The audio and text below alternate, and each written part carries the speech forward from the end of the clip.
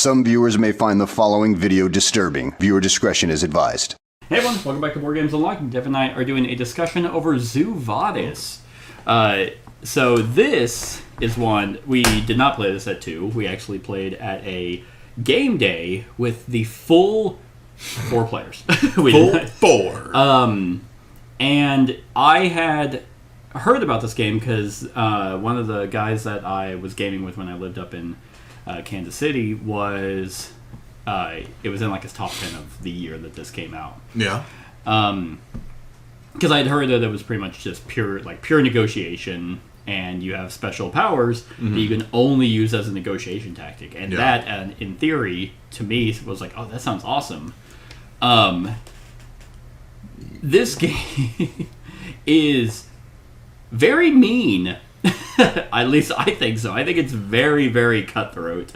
And that could have just been the group dynamic that we were playing with, but I did not vibe with it as much as I thought I would. Yeah. No, it's definitely... Yeah, it's certainly, pure negotiation. There's no, chance in this one. You have your very articulated moves. Everyone has, essentially, the same chance. Yep. But it's the main theme of the game is essentially you're trying to move up to the top ranks, and you can essentially block certain areas, and then you have to vote for each other based on who has the majority in whatever location. Yeah, pretty much. I mean, you have to get at least one pawn to the end to even score. Yeah. But you get points by going up these different paths, and they're all secret. And, so you have to even advance as one of your actions, you have to have a majority in the section that you're moving from, which you can do by yourself if you start you can play Kingmaker and just, post up 3, keep the majority, so then anytime someone spawns there, it's like, okay, give me a favor if you want to move forward. Yeah. Or just jettison yourself and keep everyone else stymied, but then if you do that, they'll clog it up and you can only move your majority out. Yes. And then you no longer have a majority. So. No, exactly. And I think this game benefits from you want to have more players and odd players, in my opinion, because, and that kind of works the same for Cosmic Encounter as well, is you just want odd numbers, because otherwise it feels like that people are just going to kind of partner up. And that's what happened with us. It was kind of like just right off rip. It was like you and another guy and me and another guy, and never did we ever cross to help each other. And that could just be, for any type of reason. It's just that it's easier to work with you. We'll just help each other versus if at some point you're going to have to stop helping one another. And you really don't have any agency to break that up. There's not a whole lot you can do. Every action you do to stop someone from negotiating just feels like a bit time for me to be a dick. I'll do my action to move a swan into your spot. I'll do my action to put the zookeeper on that 5-pointer. And it's like, okay. So, I don't know. Yeah, you do have to be very particular. Yeah. It can feel like a very mean game. Right. That's for sure. And maybe the theme of the art, with the animals, was throwing me off. And you said the scores were all secret, right? We weren't allowed to share our point values. Right, yeah, they were all behind there. You have it behind your screen. So, because funny enough, the entire time that we were playing this, the last game we played, I was so sure that I was okay, I got a lot of help and a lot of points for helping people. I'm pretty sure I'm going to win. And then Alan just was when we were all scoring, I'm I got 30. And he's okay, 30, 35. I'm oh my God, how'd you even get all those points? Jesus. But I guess if you like cutthroat negotiation games, I don't think there's anything really inherently wrong with this game. No, mechanically. I think mechanically this was a great game. Yeah. I think, maybe our group, maybe our vibe for that evening. Yeah. May have been a bit mixed, but I think mechanically this was a good game. Yeah. I'm not 100% sure on the balance of the the powers. I know it's like if you have a really good power, you barely get any laurels for it, and you have kind of a weaker power, you get more laurels if people are deciding to use it. It just seems like there's some that are probably less contingent on like certain circumstances to happen. Some are just kind of going to be universally good, and therefore everyone's going to use them. But I guess if everyone's using them, then you don't really have them because you only get 2 uses of your power a game. Yeah. Like for example, where was it? Allow an animal to advance again after it enters a 1 space. That's awesome. Can move you up a lot faster. Get you up real quick, which gets you even more laurels.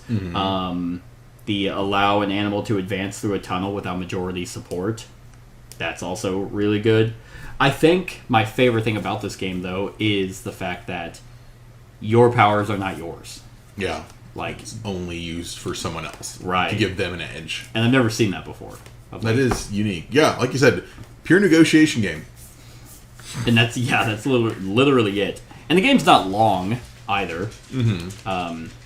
But like in the last game we played, I remember like I was like, I'm getting sick and tired of being pissed off the rest of this game, so I'm just gonna call it. And because you could just move swans up into the end, and it's like, let's just end it and move on. Yeah, honestly, like there's nothing stopping you once you get someone in the circle is just trying to push swans, right?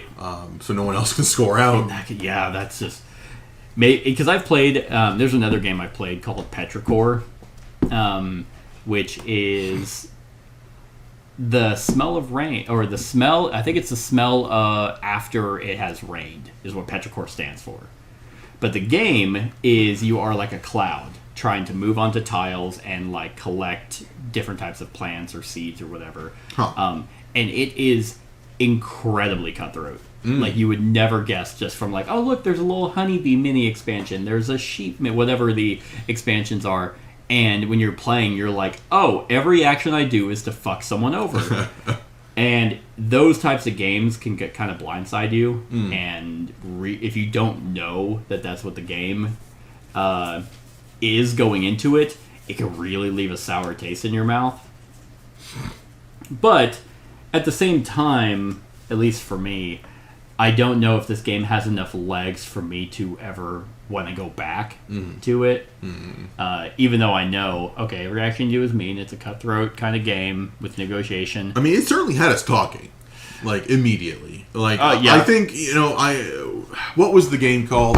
That was the voting district.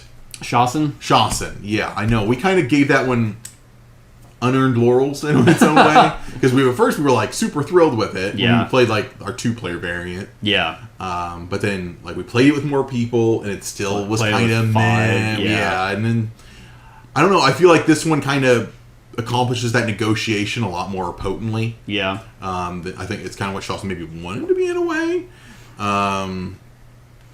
Shawson was kind of like a party game without being a party game. Yeah. Because it had those discussions. Way overstayed its welcome. That is very true. And this certainly didn't overstay. I mean, we were quick, and you can king make. Yeah, no, exactly. You could definitely king make, and you could blitz the finish. I don't know how I feel about the Swan movement because there's like essentially a third an NPC faction, pretty much, that just to move into their space. It costs you more. You can, or you could buy their votes. But you had to have at least a 2-cost coin. You can't pay them with 2 1s. It has to be, so you have to give up higher victory point values to buy their vote. If no one else is willing to work with you. Yeah. So I mean, I will appreciate that. At least they have ways for you to not rely on others. If people are just really not willing to work with you, it's like, all right, it's going to cost me, but I don't need your help. Yeah. Or even if they are willing to help you, it's like, that gets you, what do you want? No, that's too steep. I'd rather pay nobody. I'd rather have my points go to a bank than pay you because you're going to get points so I can go there. Right. So, yeah, an additional option. But at the same time, you can move them forward with an action. Yeah. And so you could cluster up and like essentially block off avenues, making it impossibly expensive, or you could block off the final area if they're in the right position for it. Yeah, and then that can, like I said, that's where the king making can come in. You can block off the 5. If you and a buddy are already there, and you got your buddy beat, but you're not sure if you got him beat, and he's not quite there yet, and then you cluster it up. Yeah. So that's an option. That is a strategy. It is a strategy. It's not a strategy I enjoy. Yeah, I wouldn't go into this game thinking like just go into it planning to argue, and and you just got to roll with it. Yeah, pretty much. Like, don't let the fun zoo theme fool you, because right off rip you are making enemies. And I mean, if you can make that mindset, that's great. No, yeah, exactly, because it's and the game is extremely simple to learn. Every action, because it's not like if people block you, you're just like, well, like, I don't get to fucking play. Mm-hmm. Like, if you put a swan in my spot because, or into a spot to prevent me from continuing to move forward, there's nothing stopping me from spending an action to move the swan. Right. It just delayed me. Mm-hmm. I mean, isn't that the whole game, though? I mean, obviously you could do anything. It's just time, and your turns are very precious. Right. Because you don't get to do a lot. You should get one move forward, if I remember right. You get to move forward if you have votes. You get to place down there, which again can be blocked of like. That's right. You can either move forward or place a new character. Yeah. Which I do enjoy the fact, because like you mentioned it earlier, that a strategy I did in the last game we played was I sat people in a spot, and I was like, yeah, no, give me points. Mm-hmm. I'll just keep my people there and just give you my votes to kind of be that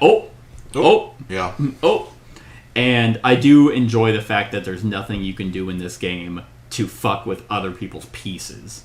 Like, it's not like, oh, haha, you have to move all the way back. There's like none of that. It's literally all just like roadblocks that will eventually kind of again, just delay you. Yeah, you can slow them down or reduce their point values, that kind of thing. Yeah, it's funny, with the animal powers, like, that's pretty much kind of your only negotiating tactic of trying to get someone to work with you. Because... you can levy your majority, levy your power, or make promises of the future that you don't have to keep. The only thing you have to keep, and I like how there's actually some solid rules, because the vagueness of negotiation games where it's like nothing's set in stone. It's like, can something be set in stone? And here is like, if it's a promise of an exchange, you have to honor that. Mm-hmm. But everything else of like, hey, if you give me your vote, I won't move over here and take that 4-pointer. Mm-hmm. And then later you're just like, I'm going to move there and take that 4-pointer. Okay, so I lost. But, right, it's like, okay, cool, thanks. So I am curious, actually, what people say is the best player count for this game. Zoo Vadis. How many people can play? 7. Oh, wow. 5.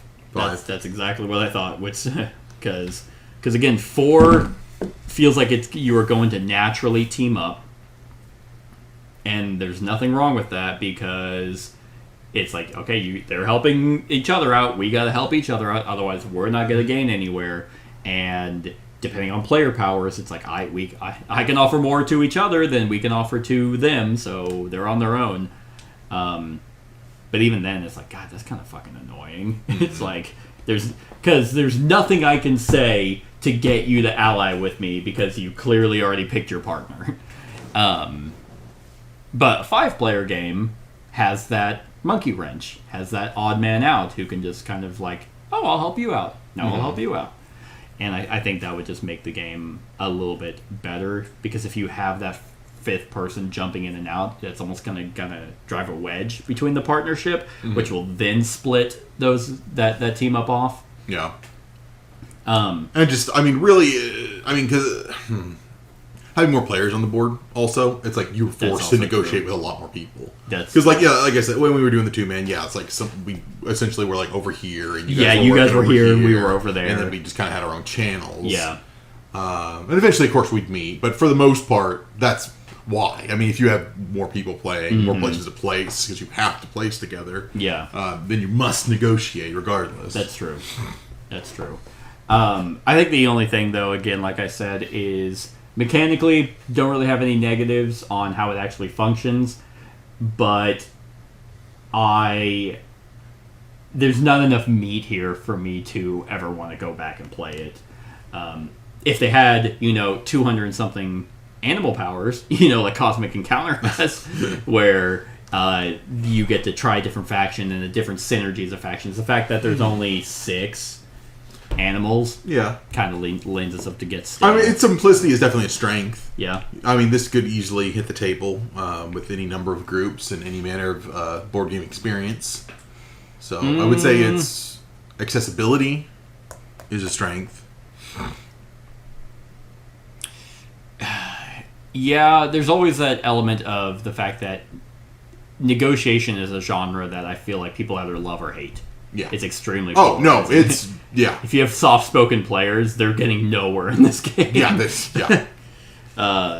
So yeah, like, not a game for me, but, I mean, I don't disagree with anything you're saying. Oh, no, and I'm not a huge fan of negotiation games in the first place. Yeah, no, there's definitely ones, like, I mean, I prefer games... I always betray someone too soon, and then I get betrayed later in the game. And then it's usually to a much more potent effect. Right. Because it always feels like, for example, in the last game, it was like you and Chris were working together, and then there was a point where I was, like, trying to negotiate work with other people, except Chris, who just fucking shut me out the whole game, because I didn't let him get a 5. So it's like, okay, well, that alliance is dead. But there was a point where I was trying to work with you, and I'm like, well, why are you doing that? And then, like, you could easily do this, and you're like, whatever, I'll just keep allying with him. It's like, all right, well, Alan, we're making an alliance. I have learned that I prefer games with negotiation in them, but it's not the game. Not the game. Except Cosmic Encounter. But that's a beer and pretzels game. Like, Mm-hmm. if you're taking... Well, I mean, what helps with that one is the random of who you have to target. That is also that the true. game generates who you're targeting. That's true. That removes a lot of the bad feelings. Yeah, no, that's a good point. It's actually one of my favorite points of Cosmic Encounter is like, sorry, I have to attack you. Exactly. And then, it's like, who wants to ally with me? And there's reasons why people would ally with both sides. Here, there's none of that nuance. Or like negotiation in Rising Sun.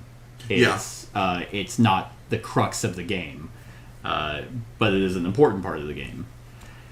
So, Devin, on a scale of 1 to 10... 10, loved it. You absolutely loved it. No, it's perfect fantastic. game. What if I told you this game was $90? No, I'm kidding. How much was it? I don't... This looks like a $60 to me. I don't remember. I do not remember. I actually can't even remember where I got it. Like, I paid for it, but where did I get this game? Is it with your heroin, or is it like, hey, I did buy this heroin? I remember heroin came in the box. Yeah. That was another faction. It's gone now. But, God, that's concerning. Yeah. Where it's like, where did I get this? But let's see. On a rating. Might have been. Let's go see if it was on Amazon. Vadis. 55 on Amazon.